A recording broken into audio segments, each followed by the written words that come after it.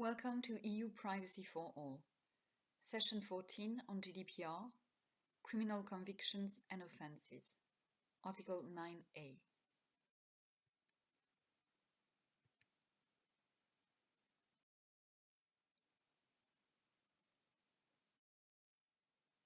In the frame of negotiations regarding the processing of criminal convictions and offences, European Parliament proposed an Article 9.2g that was finally deleted in the final draft.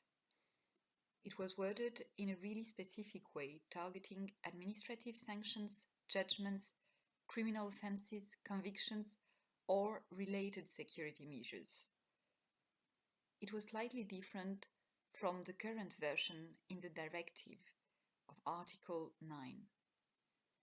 It referred to a register of criminal convictions that shall be kept only under the control of official authority. On the other hand, EU Council was proposing Article 9a, mainly copy-pasted from the Directive.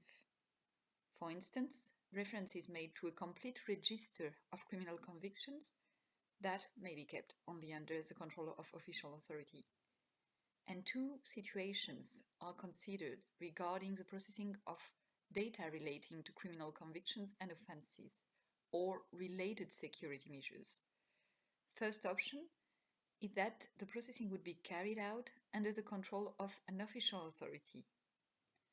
Second option is that the processing would be carried out if authorized by Union or Member State law, providing for adequate safeguards for the rights and freedoms of data subjects.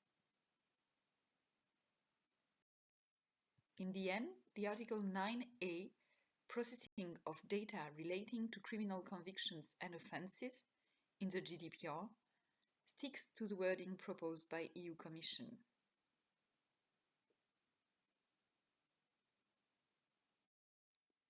The key observation is that the first recital of the GDPR makes really clear that this regulation will not target the protection of individuals with regard to the processing of personal data by competent authorities for the purposes of prevention, investigation, detection, or prosecution of criminal offences or the execution of criminal penalties, as this will be framed by a directive. This directive is part of the package adopted finally in the end of 2015. Other provisions in the GDPR tackle the privacy risks carried out whenever there is a processing of criminal convictions, offences, or related security measures information. This could lead to physical, material, or moral damage. Therefore, there is an obligation to carry out a DPIA in case of such processing. There is also the obligation to designate a data protection officer. Additionally, there is an obligation to maintain records of processing activity, even if the enterprise or organization employs fewer than 250 persons, in case it processes data relating to criminal convictions and offences. Finally, there is an obligation to designate a representative on EU territory when a company is not set in EU. What's currently in the directive? In paragraph 5 and 6 of the Article 8 related to the processing of special categories of data, offences, criminal convictions, or security measures are framed.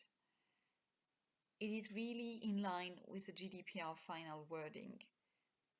Those data could be processed only under the control of official authority or if suitable specific safeguards are provided under national law.